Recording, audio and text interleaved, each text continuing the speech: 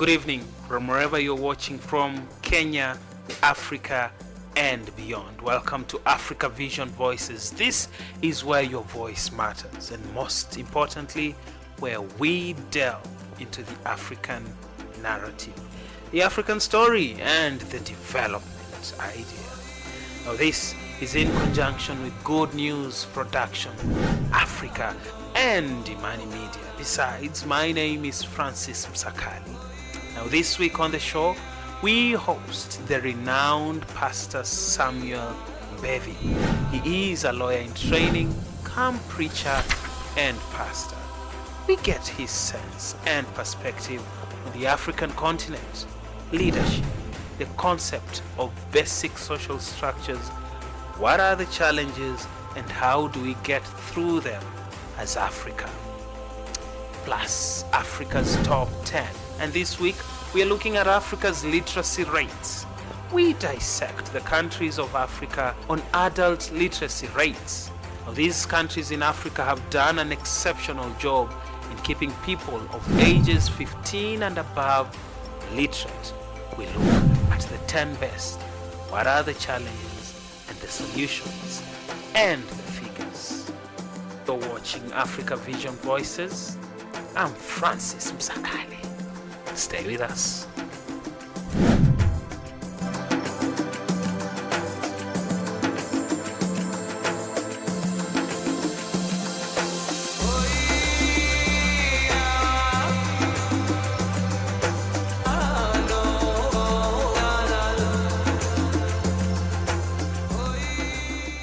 You're watching Africa Vision Voices. Tonight, a look at our top African developments and news.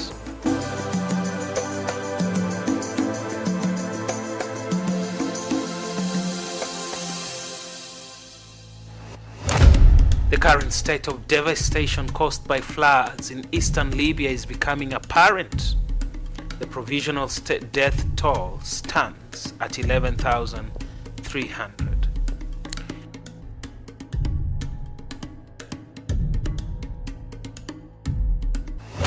And in Morocco, the Morocco earthquake, now about 50,000 buildings have been damaged. People have been left without homes. Now, Morocco has announced the launch of an aid program, and of course to aid this,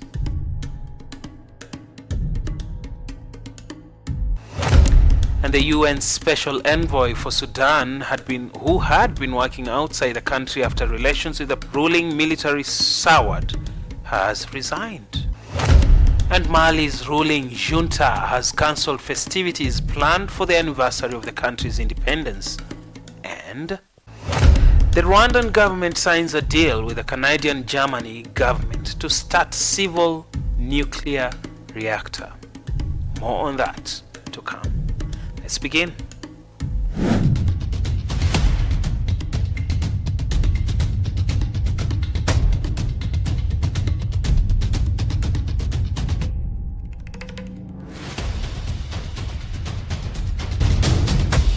Now, the current extent of devastation caused by floods in eastern Libya is becoming apparent. Now, the provisional death toll stood at 11,300 as of Sunday. Secretary General of Libyan Red Cross Crescent said late Thursday untold numbers are being buried under the mud and debris that includes unturned cars and chunks of concrete. Now, the collapse of two dams in the aftermath of the torrential rain caused most of the destruction. Let's listen in. The provisional death toll of floods in eastern Libya soared to reach 11,300 people, the Secretary General of the Libyan Red Crescent said Thursday. The collapse of two dams in the aftermath of torrential rain earlier this week caused the most destruction. The permanent representative of Libya to the United Nations referred to the catastrophe as something never seen before in Libya.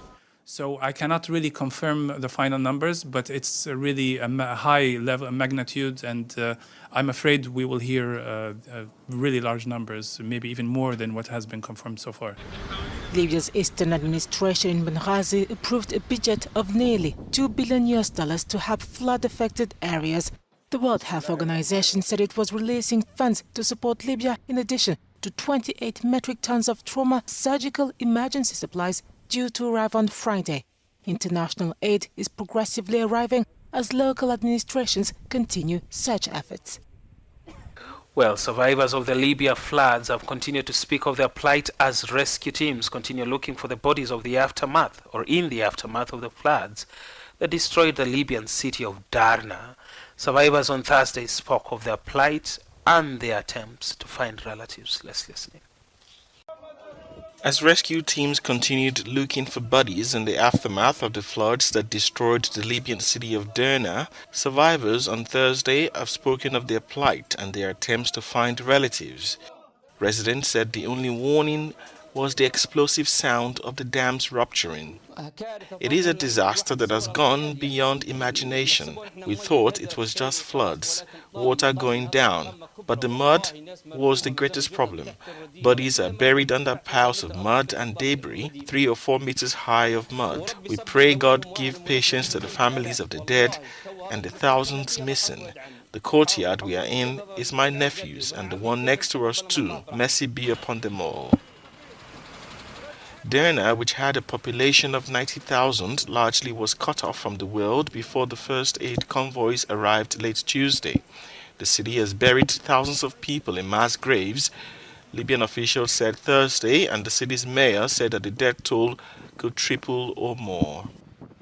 So far, at least 5,300 people have been killed and about 10,000 others remain missing.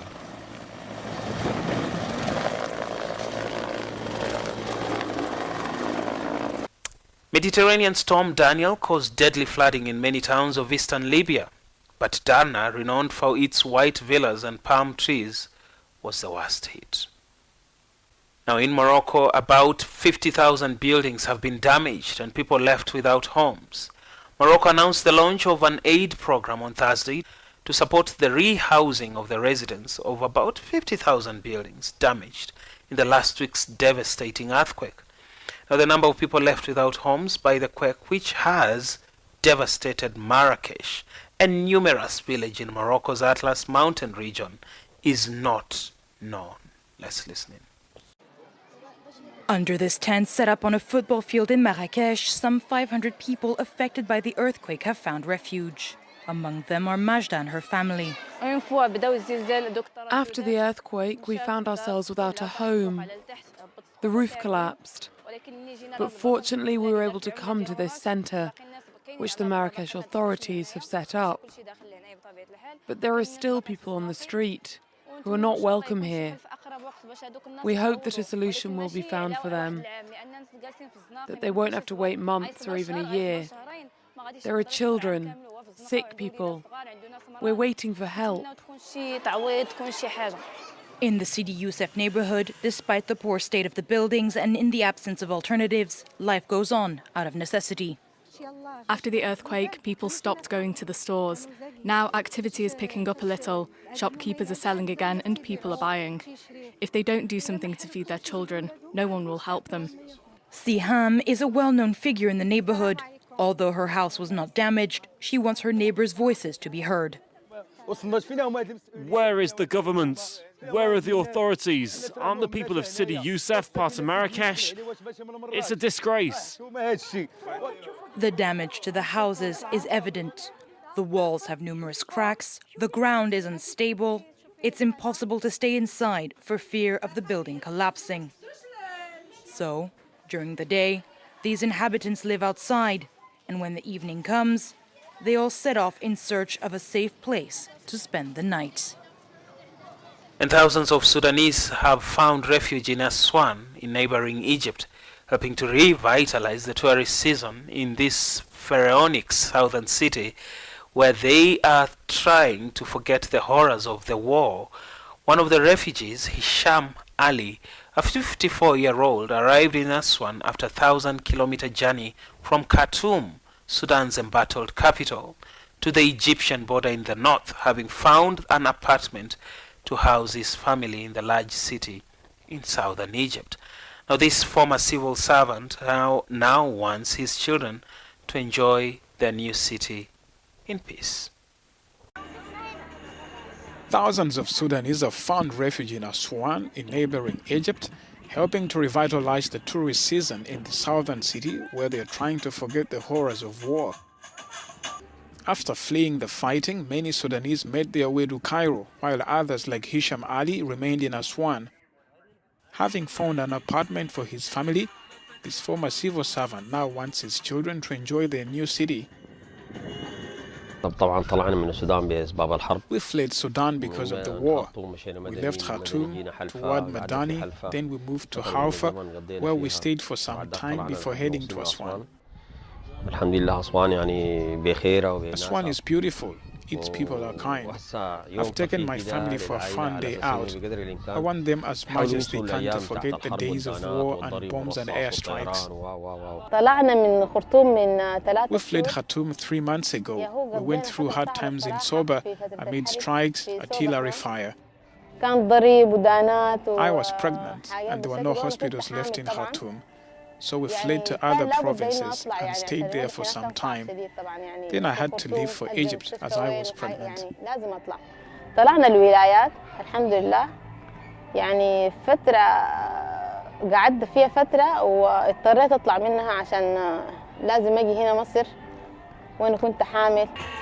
Every winter, Aswan residents see waves of foreign tourists arriving to bask on the banks of the Nile and to enjoy the mild temperatures.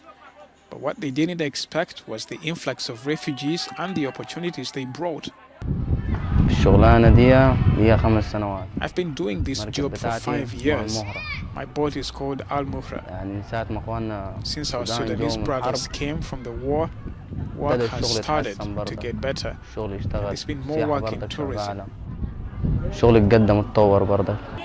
But not all Sudanese are arriving to a warm reception in Egypt.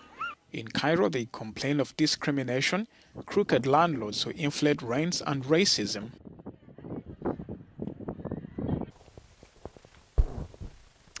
The UN Special Envoy for Sudan, who had been working outside the country after relations with the ruling military soured, has resigned. Volker Perthes made the announcement in a final speech to the UN Security Council in New York this Wednesday. Now, his resignation comes after the repeated calls by Sudan's ruling party or Sovereign Council that has been replaced, or rather that he be replaced in his post. The former UN Special Envoy say the fighting showed no sign of abating, with neither side appearing close to a decisive military victory. Let's listen in. The UN Special Envoy for Sudan, who had been working outside the country after relations with the ruling military soured, has resigned. Volker Perthes made the announcement in a final speech to the UN Security Council in New York Wednesday. His resignation comes after repeated calls by Sudan's ruling Sovereign Council that he be replaced in his post. I've had the privilege to serve as a United Nations Secretary General Special Representative for Sudan for more than 2.5 years. I'm grateful to the Secretary General for that opportunity and for his confidence in me. But I've asked him to relieve me of this duty. This will therefore be my last briefing in this function. Perthes was a key mediator in what began as Sudan's political crisis, but the military government claimed he was biased and he was reportedly declared persona non grata.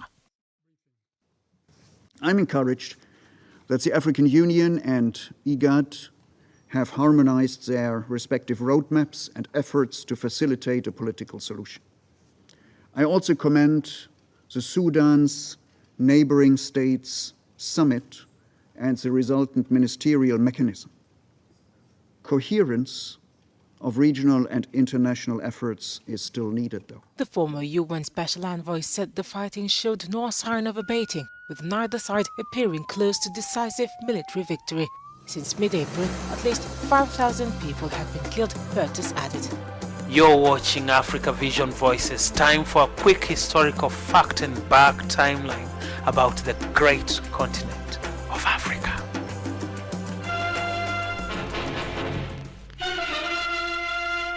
In Nairobi, capital of Kenya, Europeans and Africans still walk the streets in fear of the dreaded Mau Mau. for it is that band of fanatics whose bloody deeds have cast a dark shadow across the face of Kenya. A week ago, the people of Kenya read of the death of Chief Nderi, murdered by terrorists. And now, as they watch the funeral of this wise and peaceful chieftain, they wonder where next will the Mau Mau strike.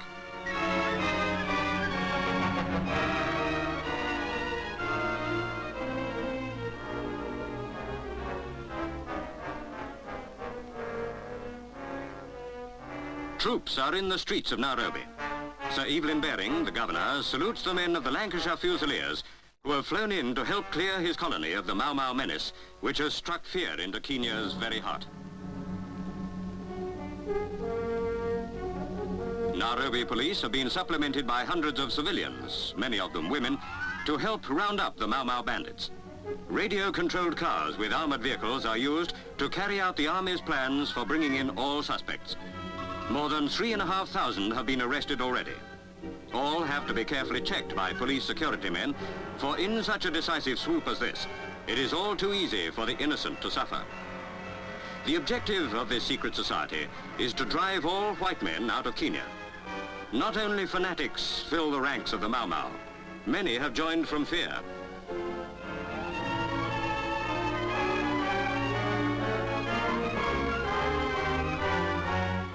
Day after day, hour after hour, lorries bearing police and troops drive away from the capital and head for the country.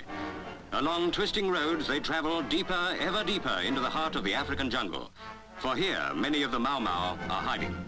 Overhead, aircraft join in the search. All who carry the mark of the Mau Mau must be hunted out so that peace may come to this troubled colony.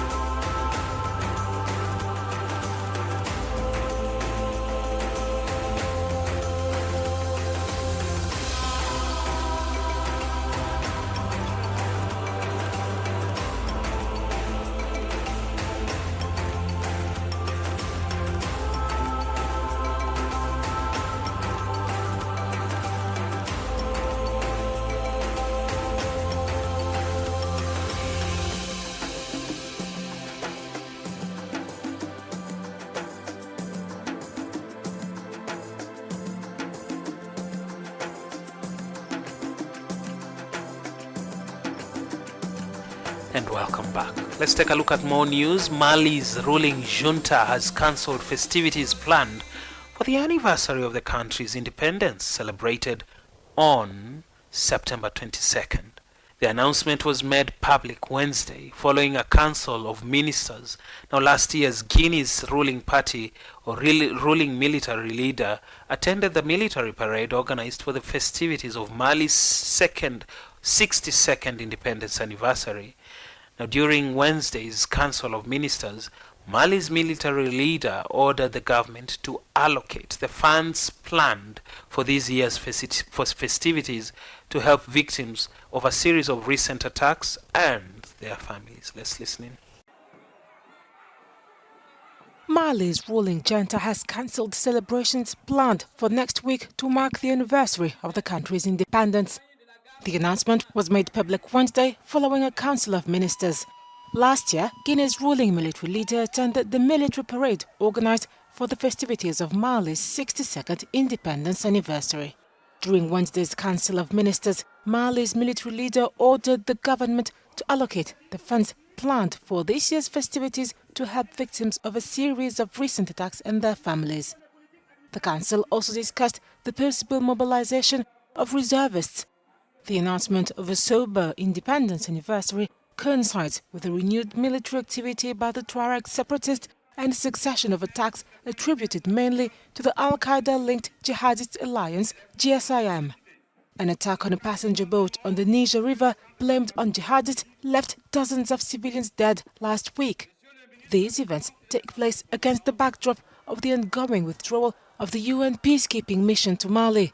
The Sahelian nation was plunged into turmoil in 2012 after separatist and Islamist insurrections broke out in the north.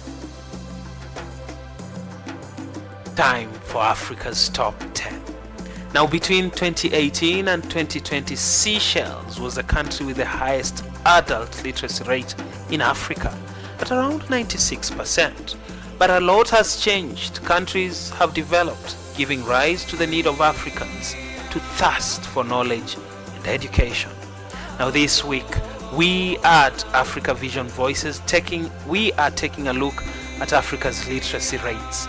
We dissect the countries of Africa on adult literacy rate. Now, these countries in Africa have done a good job, an exceptional job, in keeping people of ages 15 and above literate. We look at the 10 best. What are the challenges? What are the solutions? And the figures. This is it, Africa's Top 10.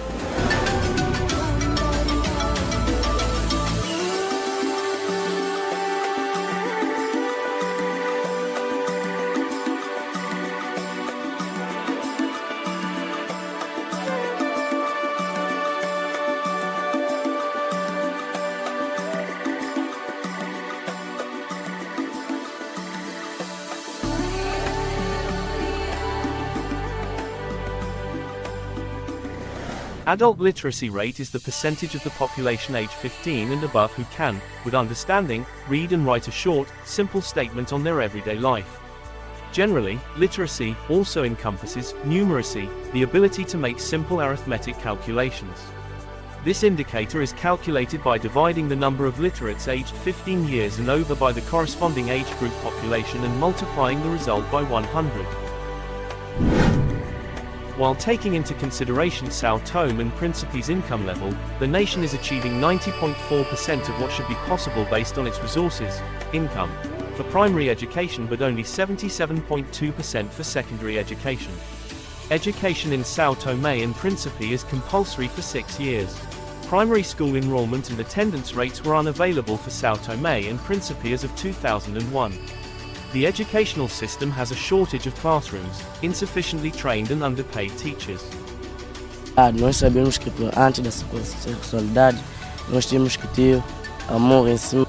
financing of the school system is lacking, leaving the system highly dependent on foreign financing.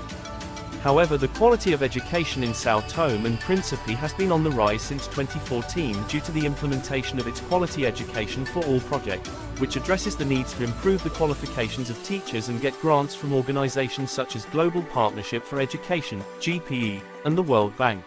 Namibia literacy rate for 2021 was 92.25%, a 0.72% increase from 2018. Namibia has free education for both primary and secondary education levels. Grades 1 to 7 are primary level, grades 8 to 12 are secondary.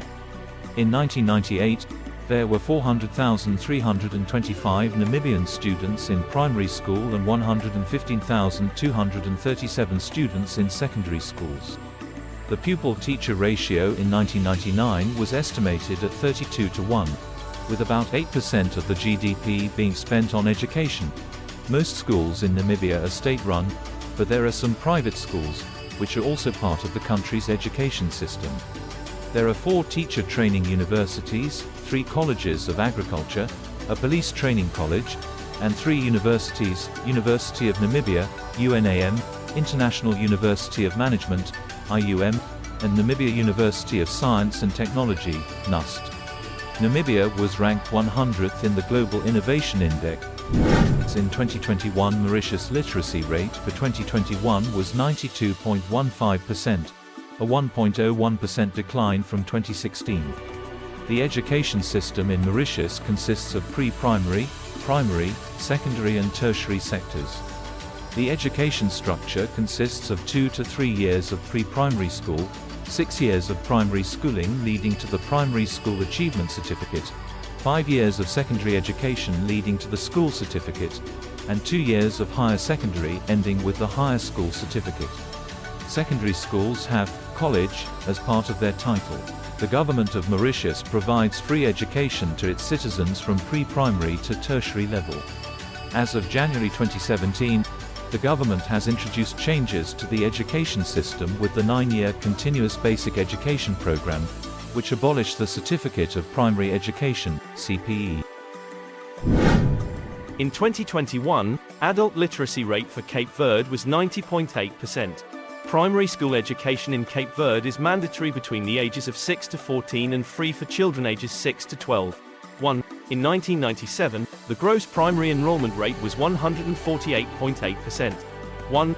Primary school attendance rates were unavailable for Cape Verde as of 2001. 1. While enrollment rates indicate a level of commitment to education, they do not always reflect children's participation in school.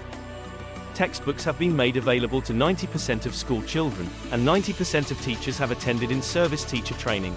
Its literacy rate as of 2010 ranges from 75 to 80%, the highest in West Africa south of the Sahara.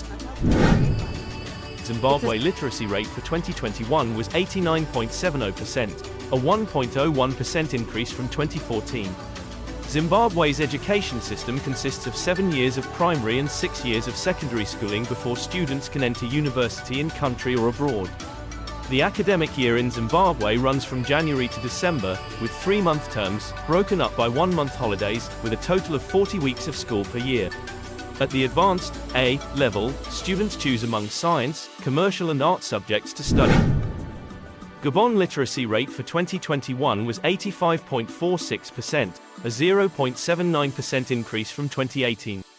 Education in Gabon is largely based on the French educational system.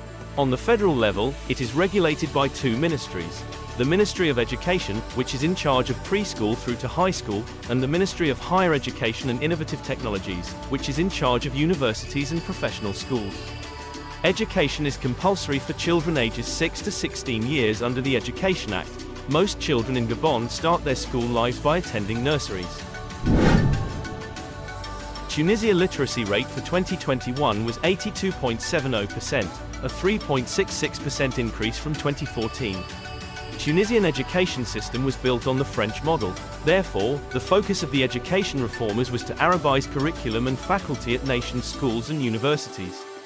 Tunisia adopted a phased approach towards Arabization.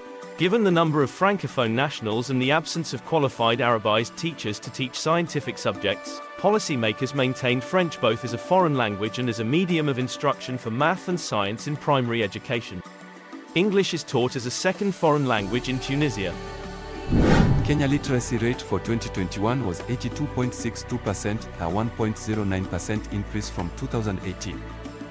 The national educational system consists of 3 levels: 8 years of compulsory primary education, beginning at age 6, 4 years at the secondary level, and 4 years of higher education. The government provides free primary and secondary education. Kenya has maneuvered through 3 education curriculums since independence, with the latest being the competency-based curriculum, rolled out in 2017 to replace the 8-4-4. Tanzanian educational system operates on the 7-4-2-3 system, is 7 years of primary school, followed by 4 years of secondary school, ordinary level, leading to 2 years of advanced level.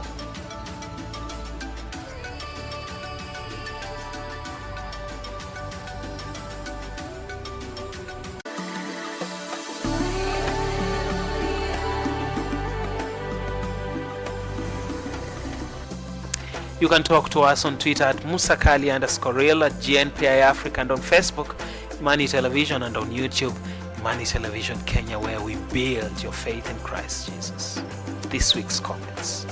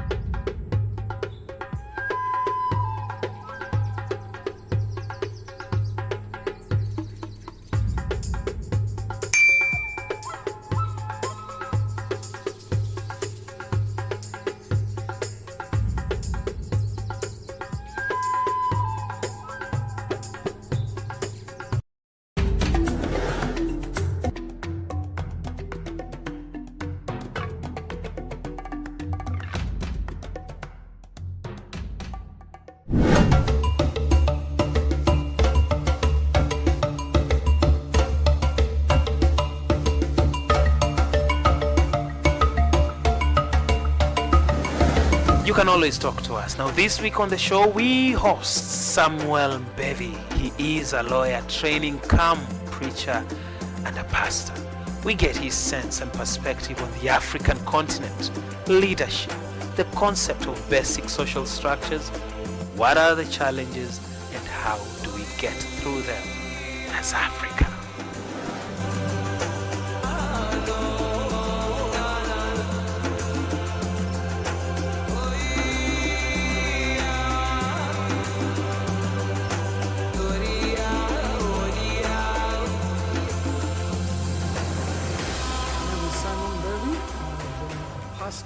I'm a lawyer by training, really.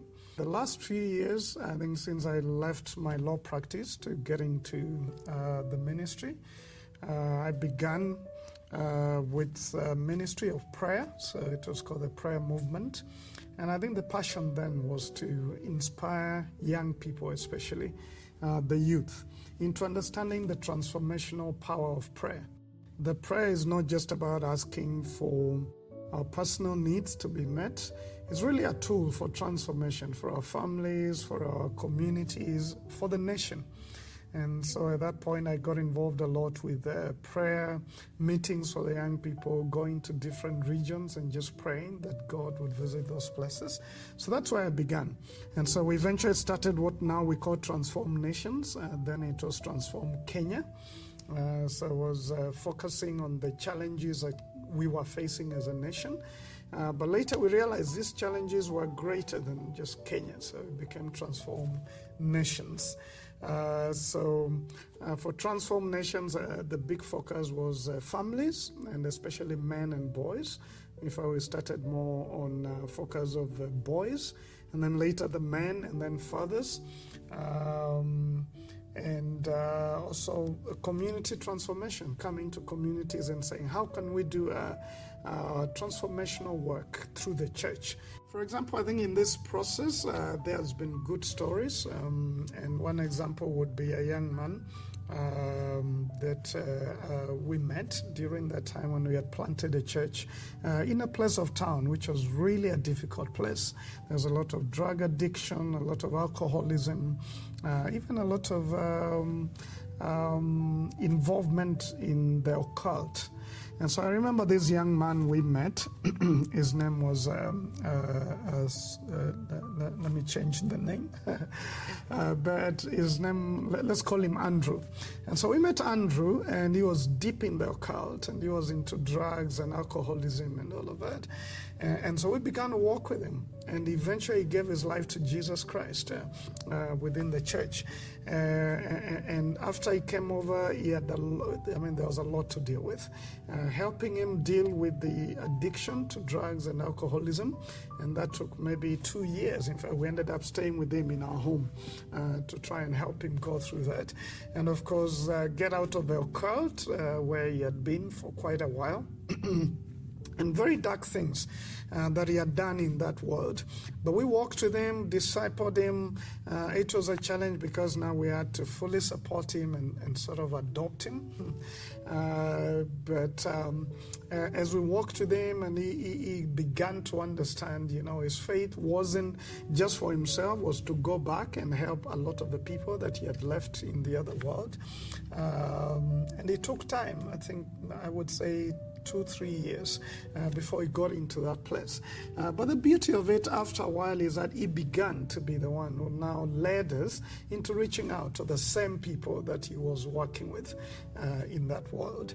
The deep-seated problems of Africa, I would say in summary, would be, number one, a mindset issue. Whether it's what we believe as a people across the continent about poverty, because poverty is a mindset.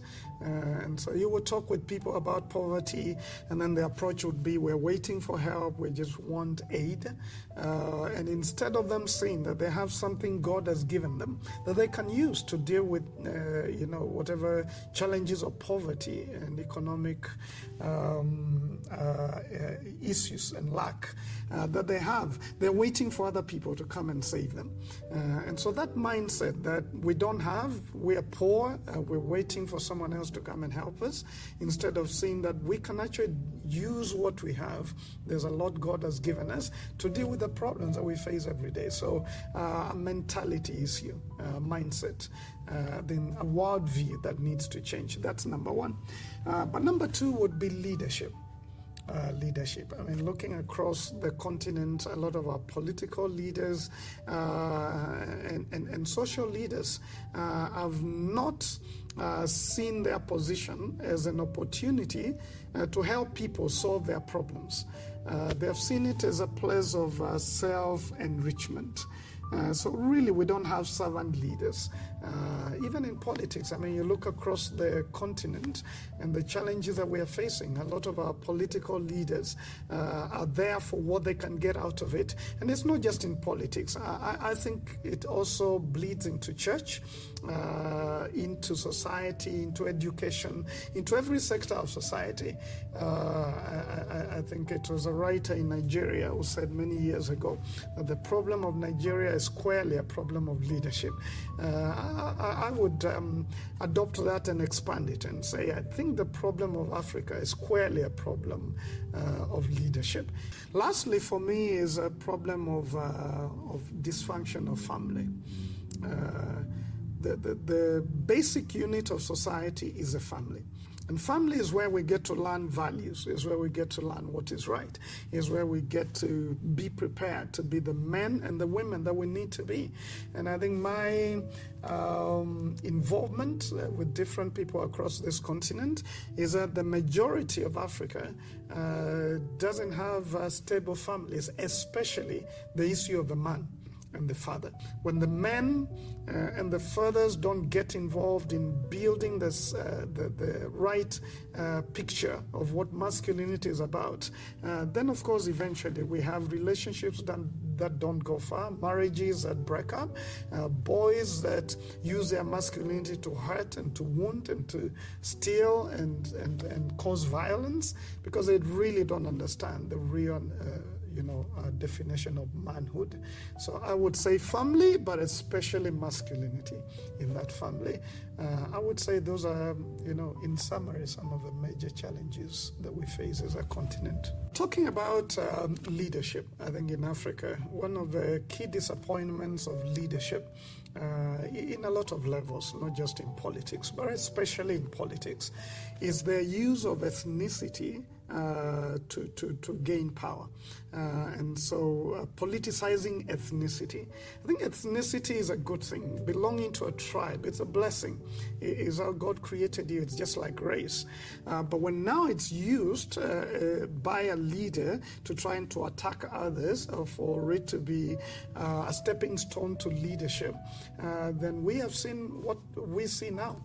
Ethnic violence. I think we have seen that in many countries around the continent, using ethnicity to kick people out of their own homes, for leaders to be able to lead, to gain power. So negative ethnicity is a big thing. Yes, I'm passionate about masculinity and boys and fathers, but I think that's only one side of a family. We have femininity, we have the woman and the girl child. And one of the reasons why I'm really passionate about this is because I grew up in a single mom family, and I saw what she went through after my father died. My father died when I was 8, and I had a father hunger for a long time. But I celebrate my mom. She's a great woman. She's in her 80s right now. But my mom really nurtured us and worked to make sure that we got to where we were going. But in the process, I think there was still a big, gap in terms of male mentorship. I was longing for that. And I see what the Bible really says about male and female. He created them in God's image. And I believe for me that when masculinity gets to reflect godliness, when masculinity is healthy, then it's a blessing to the society. It's a picture of God. And when femininity as well gets to reflect God's image, it's a blessing to everyone. So I believe in both femininity and masculinity, coming forth in their glory as gender. And I believe gender is a spiritual thing. It's not just a political thing that people use as we are seeing today. It's actually gender is spiritual. And when gender doesn't do well, then everyone suffers, whether it's masculinity or femininity. I think why I went more for the man and the boy, and we also do programs for women, was because of the social place and power and spiritual headship that man has. I think a transformed nation is one that has the kind of leaders who are going to help or create the kind of environment where several things happen. Number one is where families can flourish, where you see healthy families and functioning families. To me, that's very basic to change. And whether it's in Europe or in Africa or in the US, as long as families are struggling to love one another, build a family, have father, mother, children obeying and doing what is right, if a family unit is not functioning well and it's not healthy, then it doesn't matter how much money is available, what else is happening, that nation needs transformation.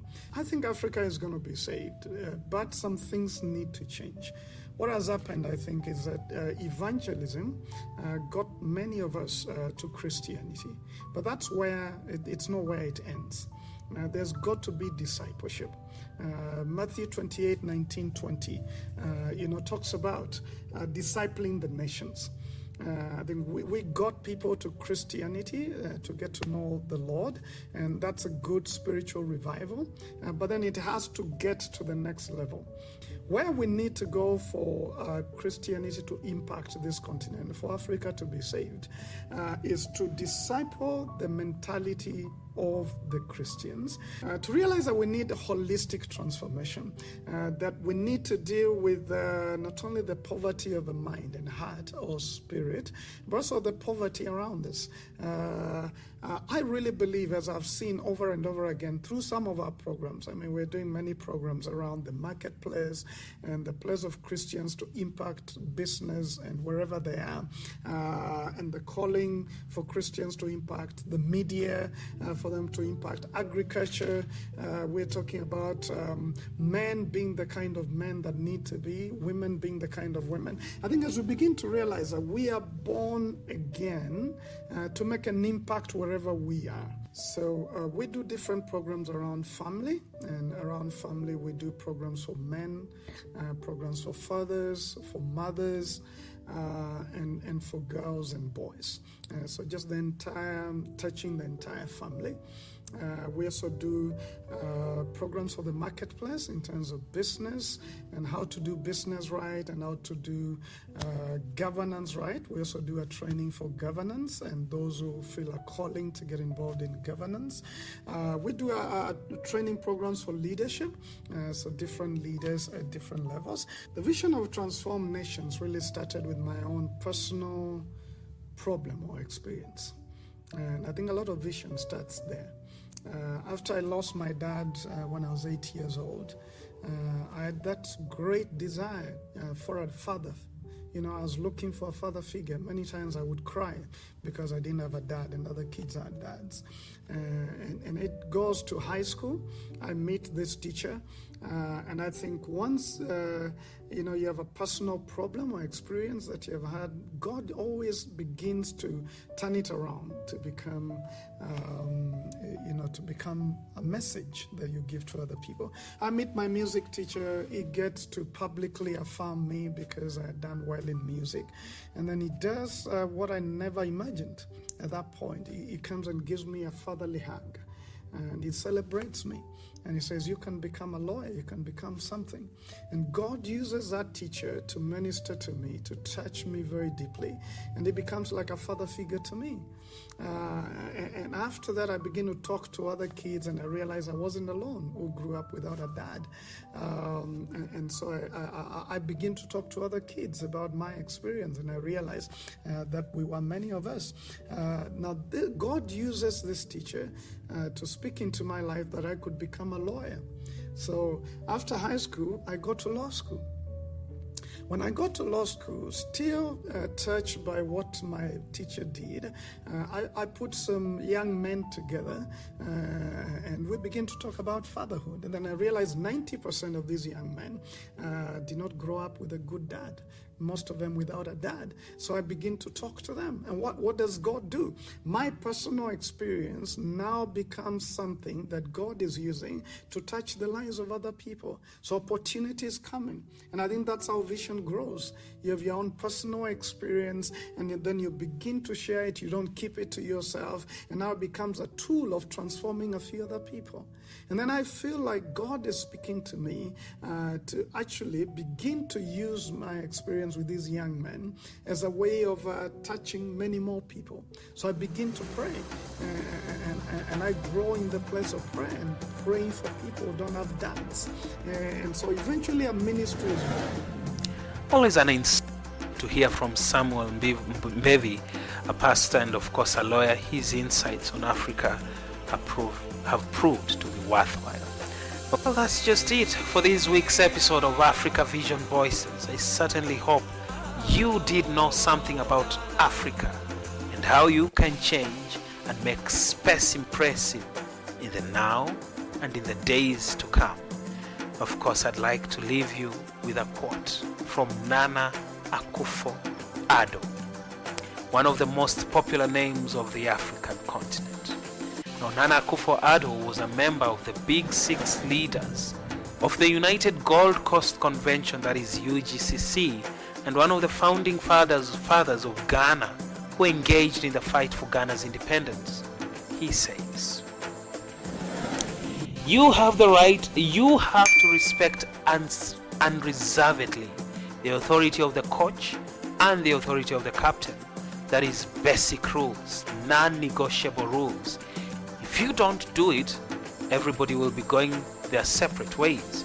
If you do that, you cement the teamwork and you will become a cohesive, forceful force. And of course, that is Nana Akufo-Addo and his wisdom. God bless you and God bless Africa. See you next week.